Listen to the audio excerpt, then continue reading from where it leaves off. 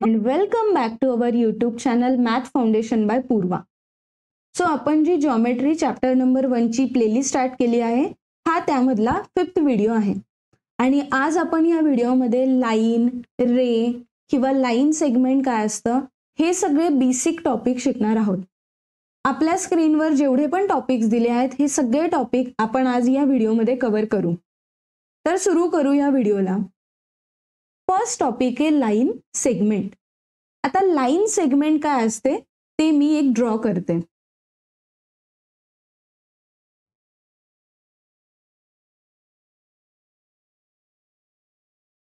This is called line segment.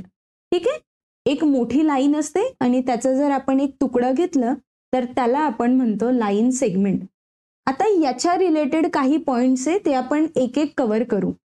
सगळ्यात आधी तुम्हाला विचारलं की याला लिहितात कसं, तर तुम्ही याला असं लिहू शकतात, सेगमेंट AB, किंवा मग याला दुसऱ्या नावाने आपण असं लिहू शकतो, सेग AB. ठीक आहे. आता लाईन सेगमेंटला 2 पॉइंट्स असतात. डायग्राम मध्ये कुठले ते 2 पॉइंट्स आहे, पॉइंट A आणि पॉइंट B. फोर्थ पॉइंट आहे की पॉइंट A आणि पॉइंट B मधलं हे जे अंतर आहे याला म्हणतात distance. Distance between point A and point B, किंवा त्याला आपण म्हणू शकतो length between point A and point B. So हे जे 5 पॉइंट्स बघितले हे आपण लाईन सेगमेंटच्या रिलेटेड बघितले. सगळ्यात आधी लाईन सेगमेंट असं लिहिलं जातं. दुसरं, त्याला 2 पॉइंट्स असतात, याच्यामध्ये पॉइंट A आणि पॉइंट B आहे. तिसरं, हे जे अंतर आहे याला म्हणतो आपण डिस्टन्स किंवा मग length. That's it. So line segment बद्दल एवढं आपण आता शिकलोय. आता आपण बघूयात पुढचा टॉपिक, रे. अगेन रेची डायग्राम आधी काढू आणि मग त्यानुसार आपण रे म्हणजे काय असतो हे समजू.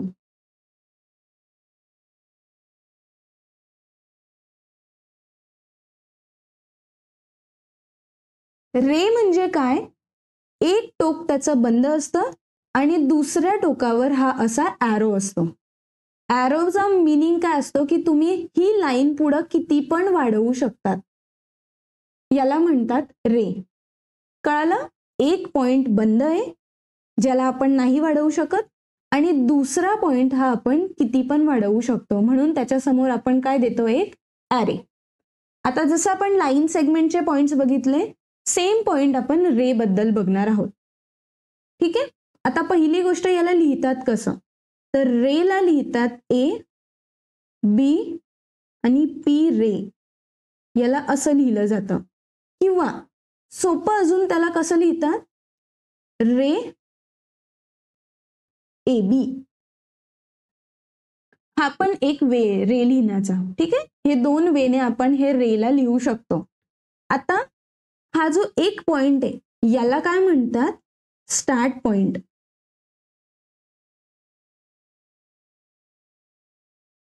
आणि याच्यात कुठला आहे तो, A. सो हे 3 गोष्टी रे बद्दल आहेत. पहिली गोष्ट होती की रेला ABP असं पण लिहिलं जातं, किंवा आपण त्याला सिंपल रे AB म्हणू शकतो. दुसरी गोष्ट, जो आपण सांगत होतो की एक पॉइंट बंद आहे म्हणजे तिथून सुरुवात होते, त्याला म्हणतो आपण स्टार्ट पॉइंट. सो ह्या 3 गोष्टी रे बद्दल आपल्याला समजल्या. आता आपण बघू थर्ड टॉपिक, लाईन. लाईन म्हणजे काय की आपल्याकडे 2 पॉइंट्स आहेत, पॉइंट A आणि पॉइंट B, आणि आपण दोघं साईडला ही लाईन वाढवू शकतो. ठीक आहे. सो रे मध्ये काय होतं, एक पॉइंट फिक्स होता आणि फक्त एकाच साईडला ॲरो होता, म्हणजे आपण एकाच साईडला ती लाईन वाढवू शकत होतो, याला म्हणतात रे. पण याच्यामध्ये आपण दोघंही साईडला वाढवू शकतो and this is called line. आता याला लिहिणार कसं आपण, लाईन AB. आणि याच्यामध्ये सुद्धा 2 पॉइंट्स असतात. डायग्राम बघून सांगा की आपले कुठले 2 पॉइंट्स आहे. Yes, point A and point B. That's it. So एवढंच लाईन बद्दल आहे की लाईन आपण लिहितो कसं आणि त्याच्यामध्ये 2 पॉइंट्स असतात.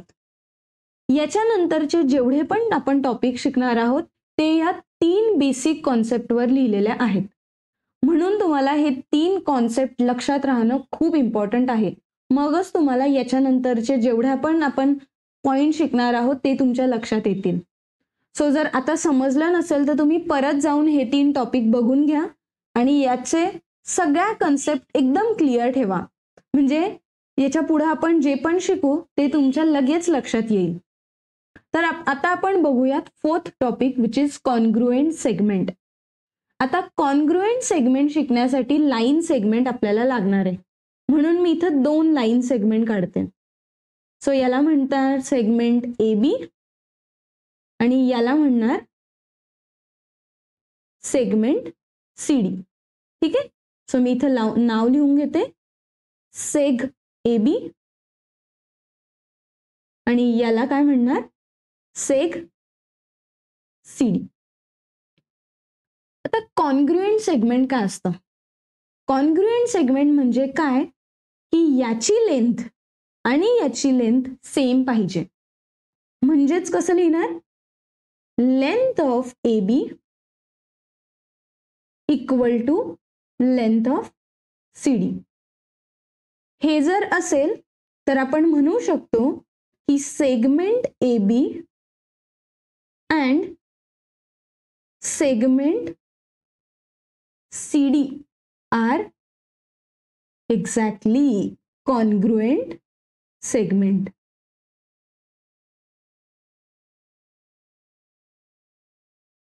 आणि यालाच रिप्रेझेंट करतो आपण seg A B is equal to seg C D. बस एवढंच आहे. आपण काय बघितलं की length of A B and length of C D जर सेम असेल तर आपण म्हणू शकतो की सेगमेंट ए बी आणि सेगमेंट सी डी हे कॉन्ग्रुएंट सेगमेंट आहेत. आणि त्याला लिहितात कसं मग seg A B is congruent to seg C D किंवा याचा शॉर्ट फॉर्म अजून आहे A B is congruent to C D. That's it. Suppose इथपर्यंत समजलं तुम्हाला. आता याचे जे प्रॉपर्टी आहे ते एकदा आपण बघू. सो मी इथं लिहिते याच्या रिलेटेडच्या सगळ्या प्रॉपर्टी. सो सगळ्यात आधी आपण बघणार आहे रिफ्लेक्सिव्हिटी.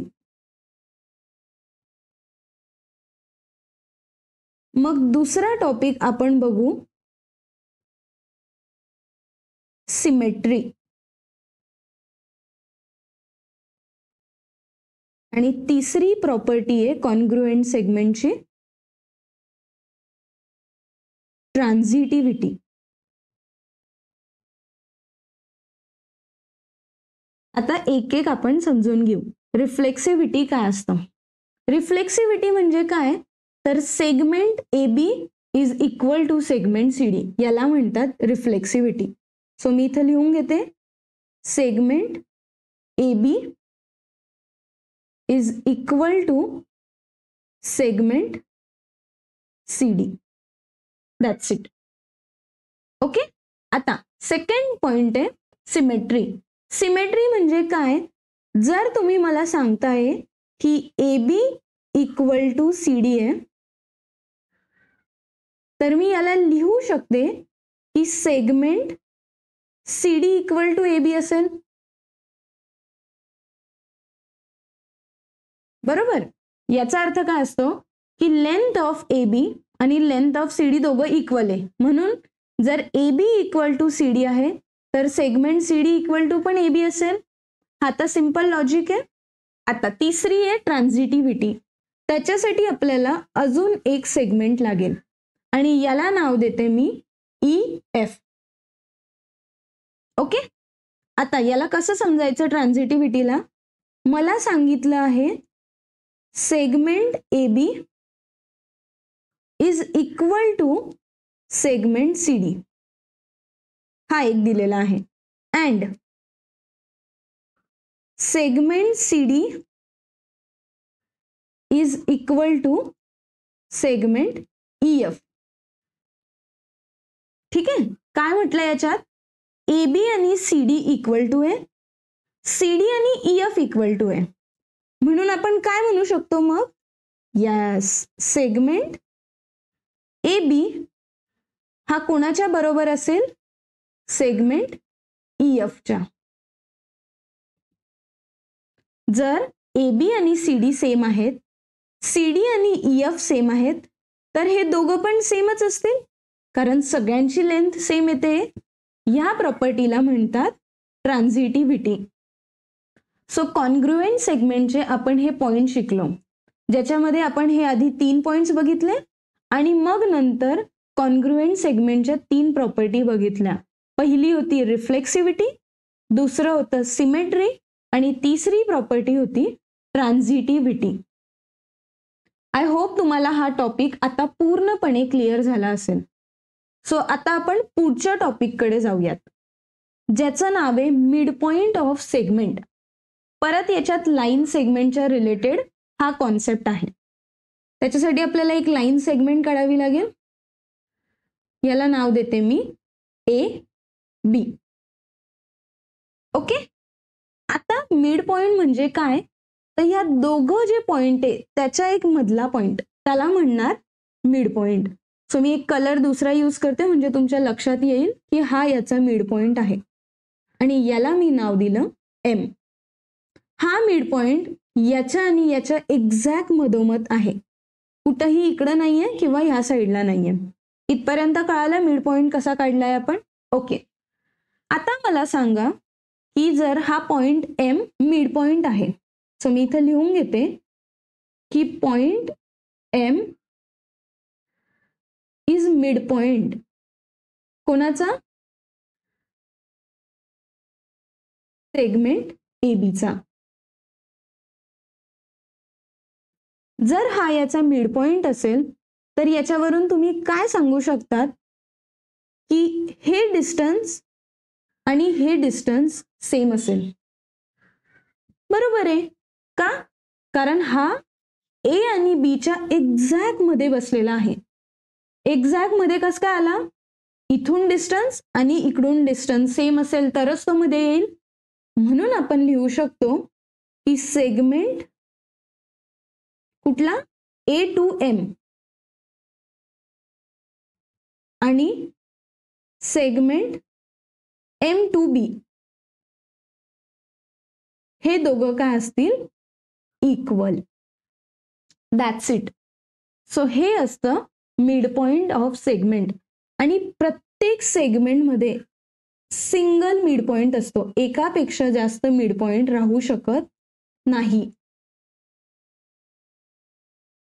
हे कसं प्रूफ करणार? आता सपोज मी इथे एक पॉइंट दिला, तुम्ही याला मिड पॉइंट म्हणणार आहे का?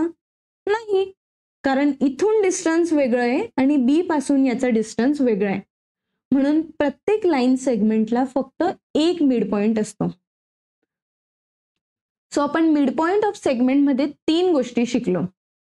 पहिली गोष्ट शिकलो की जर एम हा सेगमेंट ए बीचा मिड पॉइंट आहे तर हे डिस्टन्स आणि हे डिस्टन्स सेम असायला पाहिजे.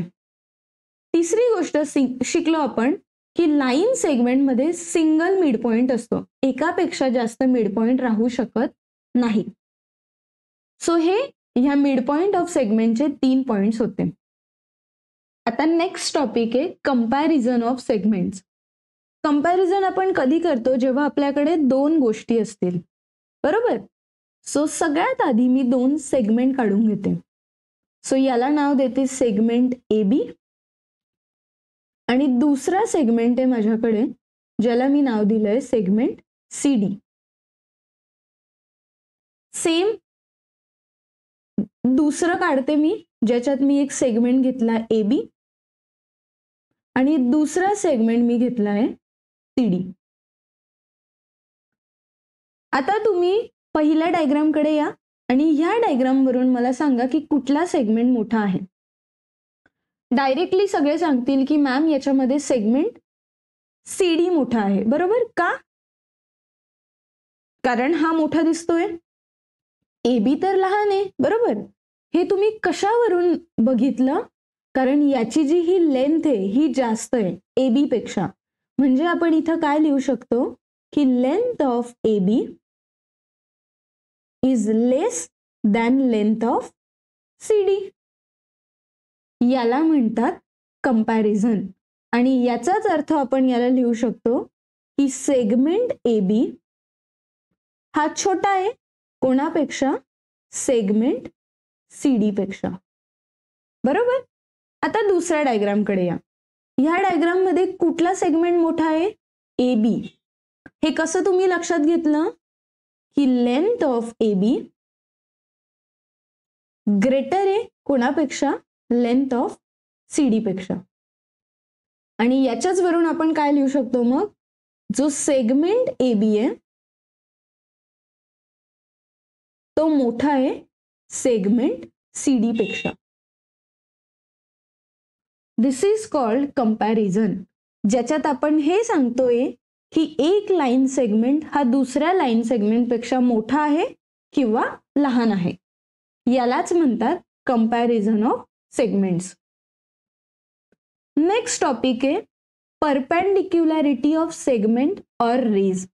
हा टॉपिक थोडं समजायला डिफिकल्ट आहे म्हणून मी एकदम हळूहळू समजवते तुम्हाला, म्हणजे तुमच्या एकदम लक्षात राहील हा टॉपिक कसा आहे. याच्यासाठी आधी आपल्याला एक डायग्राम बघावी लागेल ज्याच्यामध्ये ही एक लाईन घेतली आहे मी ज्याला नाव दिलंय ए बी. ठीक आहे. आणि त्याच्याच सोबत एक लाईन सेगमेंट आहे. ठीक आहे.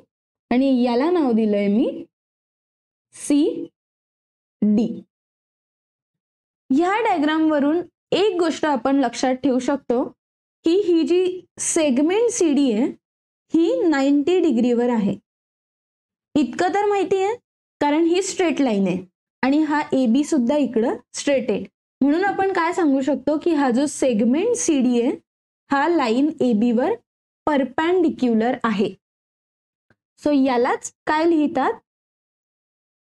Segment C D and line A बी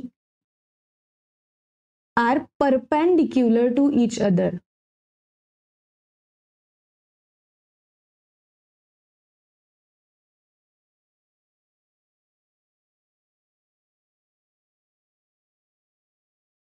ठीक आहे.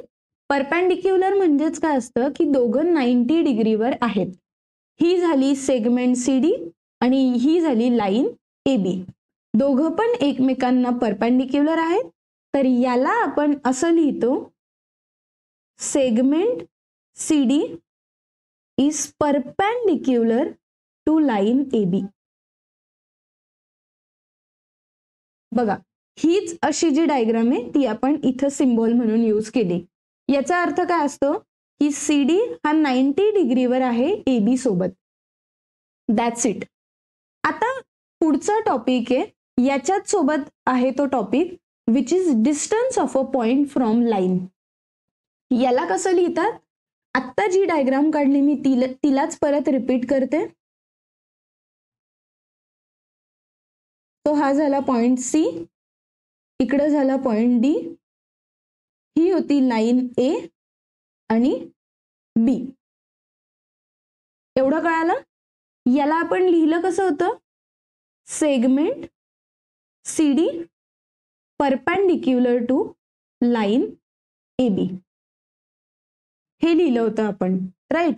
आता मला हे सांगायचं आहे की हा जो सी आणि डी मधला डिस्टन्स आहे म्हणजेच डिस्टन्स बिटवीन सी डी